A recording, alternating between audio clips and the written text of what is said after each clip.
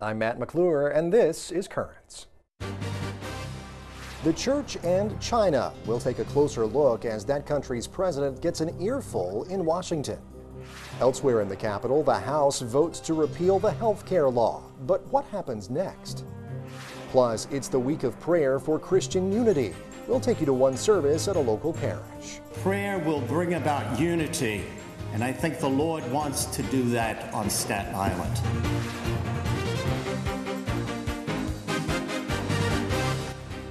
Well, good evening. Thanks for joining us tonight.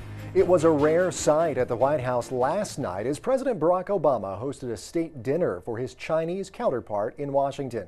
President Hu Jintao is in town for a 4-day visit aimed at strengthening what's become described as a frosty relationship between the two economic powerhouses.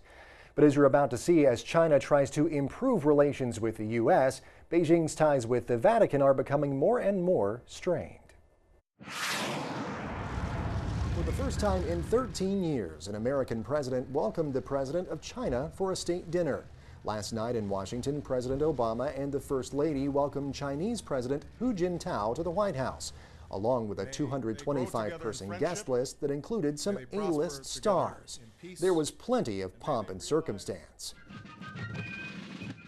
In welcoming the Chinese leader, President Obama said the two countries have enormous stakes in each other's success. And Hu said relations between the U.S. and China have improved since Obama took office. In recent years, particularly over the past 2 years, China-U.S. relations have made strong headway thanks to the joint efforts of both sides. The Obama administration announced $45 billion in new contracts for U.S. companies to export goods to China. That's a deal that should support some 235,000 U.S. jobs.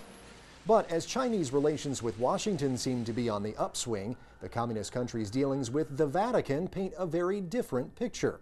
In November, the Holy See condemned China for raising a priest to the level of bishop without the Vatican's consent. Pope Benedict called the action a, quote, grave violation of canon law and said the government's actions hampered any dialogue aimed at reconciliation.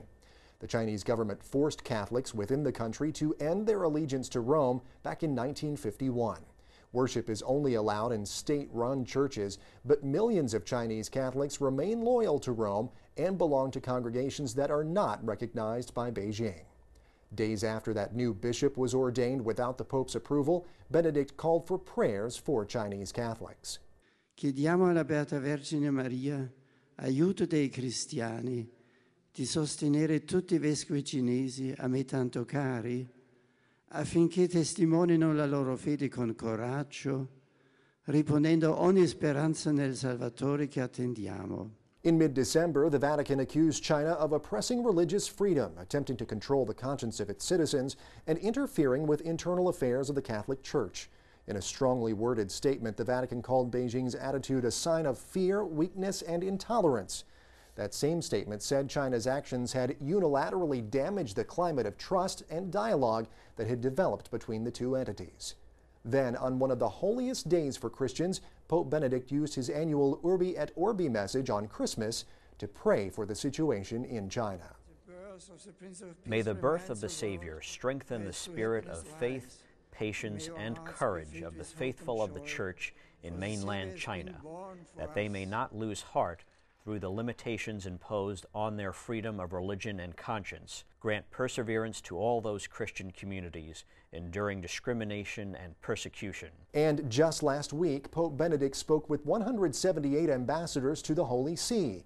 As part of the meeting, he called for Chinese authorities to ensure full autonomy for the Church and noted that Catholics in China live in a time of difficulty and trial.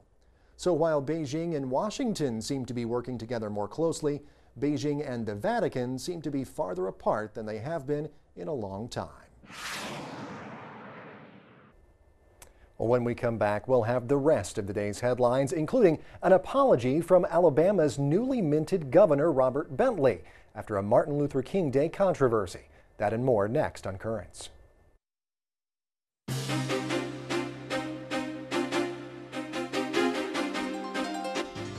Welcome back to Currents. I'm Matt McClure. Later in the show, coming together at a local parish to pray for unity. But first, let's have a look at the day's headlines. Well, from Washington today, House Republicans introduced the No Taxpayer Funding for Abortion Act.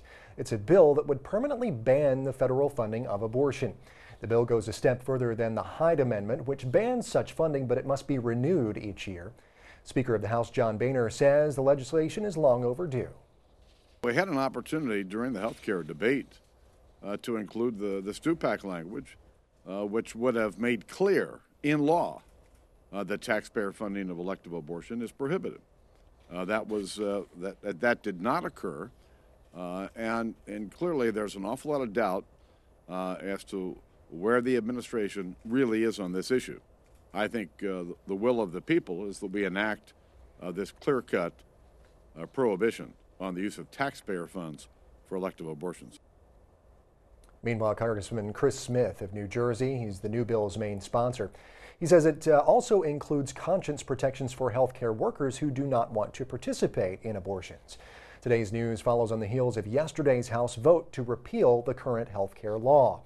Meanwhile, a new CBS News New York Times poll finds that more than 4 in 10 Americans want Congress to focus on job creation rather than healthcare reform.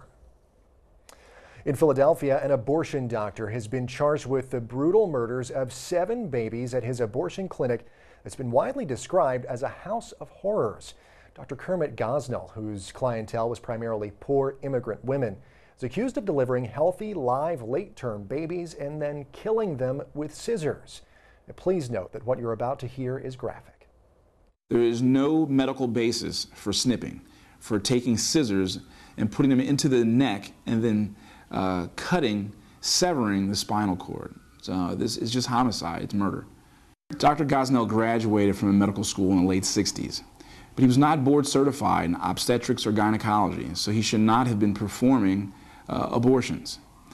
No one else in his clinic had any medical training of any sort, other than 20 minutes that he might have given them to teach them how to make the Demerol concoction for the pain relief.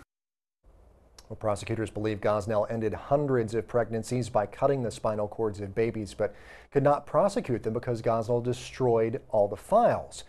Gosnell is also charged with the murder of a woman who overdosed on anesthesia while waiting for an abortion.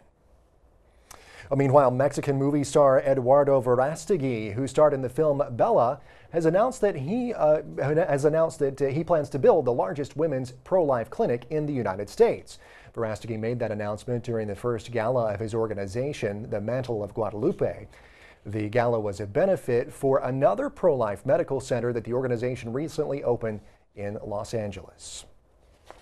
Well, from Alabama now, the state's new governor has apologized for controversial remarks he made on his inauguration day. Speaking to a Baptist church audience on Monday during a service honoring Martin Luther King Jr., new Governor Robert Bentley said that only Christians were his brothers and sisters. The terminology that I used, I believe, seemed to disenfranchise other religions. And it certainly was not meant to do that. And what I would like to do is apologize. I would like to say that anyone who heard those words and felt disenfranchised, I want to say that I'm sorry. And if you're not a person who can say that you're sorry, then you're not a very good leader. And I want to tell people that I am sorry if I offended anyone in any way. Well, Bentley's apology came on Wednesday during a meeting with Baptist and Jewish leaders. And from Egypt, leading Muslim academics say they're suspending dialogue with the Vatican. The decision by the president of Al-Azhar University in Cairo and members of the Islamic Research Academy comes in protest to remarks Pope Benedict made about Egypt. Now, on January 1st, the Pope referenced the discrimination endured by Coptic Christians in Egypt after the bombing at a church killed 23 people. Stay tuned, there's much more currents coming up. Just ahead, the House votes to repeal health care, what it means for you.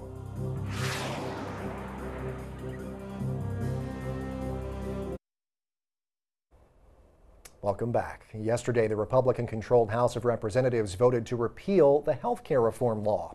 Seen as a largely symbolic vote, it's not expected to pass the Democratically controlled Senate. A spokesman for Senate Majority Leader Harry Reid says, in fact, it's unlikely that Reid will even bring it to the floor.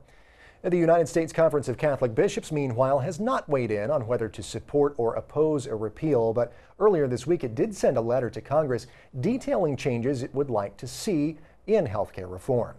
Among other things, the bishops reiterated their criticism of the law for its failure to ban federal funding of abortion outright.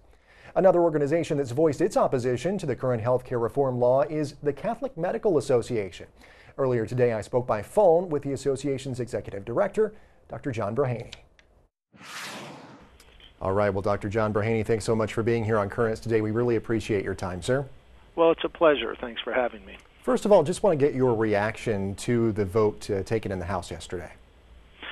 Well, obviously there have been a lot of, political analysis and assessments of it. Is it symbolic? Is it really going to do something, and so on?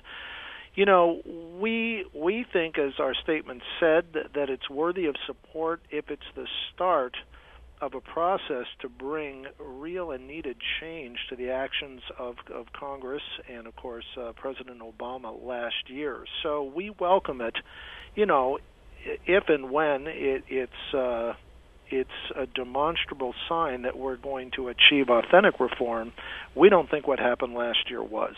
Right. Now, and obviously, health reform, and I've talked about this before with some folks here locally, that health reform has been something that Catholics in the past and for a very long time have been supportive of that concept of health care in general, of health care reform, but not this particular legislation, obviously, that was passed because of concerns over abortion and other things. Where do you think we go from here? Because obviously, as you said, there's been a lot of analysis saying, well, this is kind of a symbolic thing. Where does the process go from here, and where do you hope it goes from here? Well, I'll tell you, we're not great political prognosticators. I'm not sure where it's going to go. I think there will be, I think, real efforts to hobble or to delay and slow down the actual implementation of the law last year, and there are a lot of details, I think, surrounding that. Where we would like to see the process go, again, is fundamental change in some of the core problems of the bill. Now, certainly the deliberate effort to include abortion is funding, or the potential for that, an avenue for that, is one of the fundamental changes. The lack of sound protections for conscience rights is another.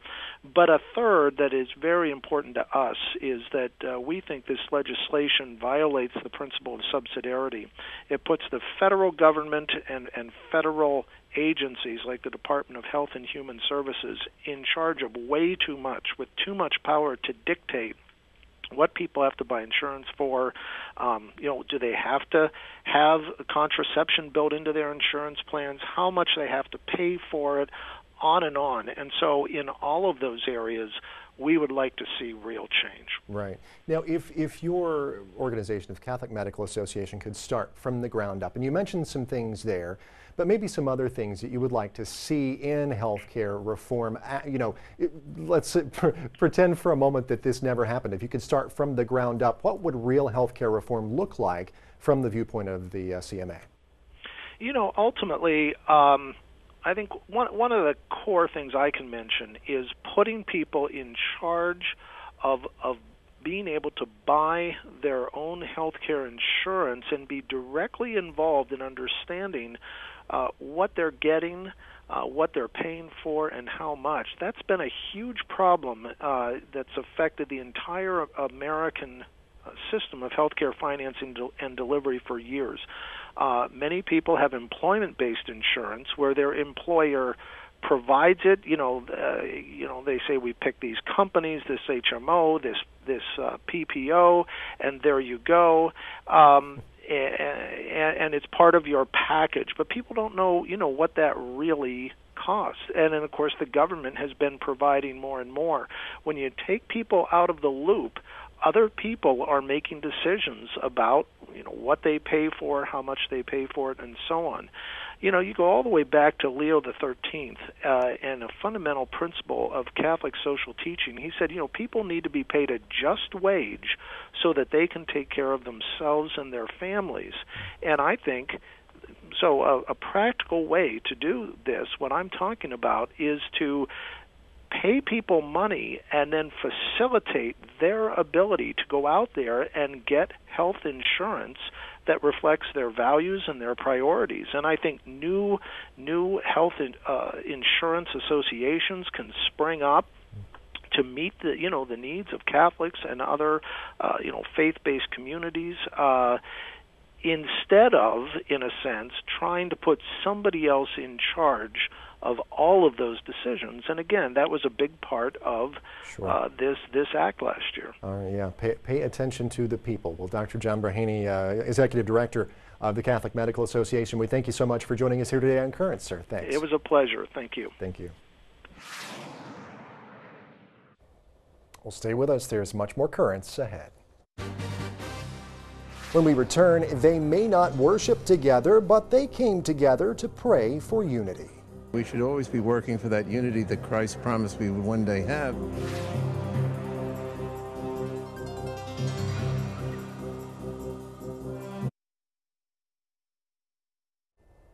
Well, finally tonight, were you aware that this week is the week of prayer for Christian unity? Well, the observance began more than 100 years ago, as a matter of fact, at the Graymore Institute in Garrison, New York. It's an invitation to all Christians to pray that they may all be one. And last night on Staten Island, Christians from different denominations took up that invitation and gathered at St. Teresa's Parish.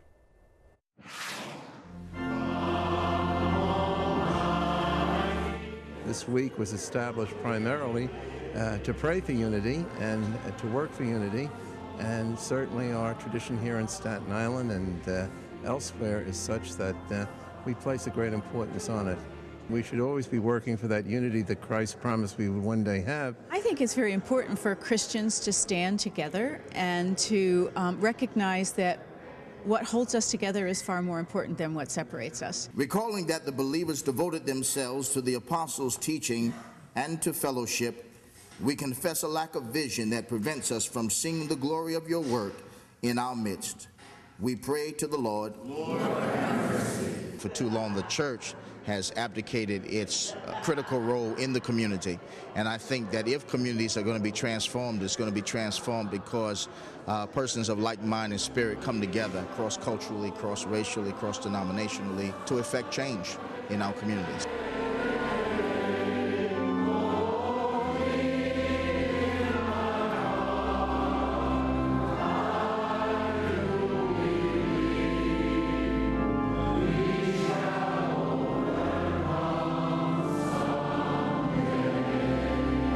Throughout Staten Island, we've been working on jobs, we've been working on housing, we've been working on health care, and any number of areas that transcend denominational differences. It has been a year of unrest. We've had some tragedies, we've had some separations, but in spite of it, the goal here is to accomplish that unity, bringing the community together. The Christian community had a wake-up call in certain areas that we had so much potential to respond, but we were not organized. So now we realize it's about coming together, understanding our strengths, and bringing those strengths to bear on the needs of the community. That's not only an interdenominational Christian goal, but I think it's also an interfaith goal, that especially as we are struggling with our relationships with people of other faiths, especially in the Muslim community here on the island, that we again find things that we hold in common, and that will become the voice that speaks rather than the voices of dissension and separation. You see, we talk about ecumenism. We understand the power of that unity and what can accomplish, especially in our city, post 9/11. Because in the face of 9/11, clergy from all different traditions and backgrounds and denominations said, we need to get together and do something. And it galvanized us. It's amazing how our ideologies separate us, but crisis brings us together, and we forget about what separates us. Prayer will bring about unity, and I think the Lord wants to do that on Staten Island.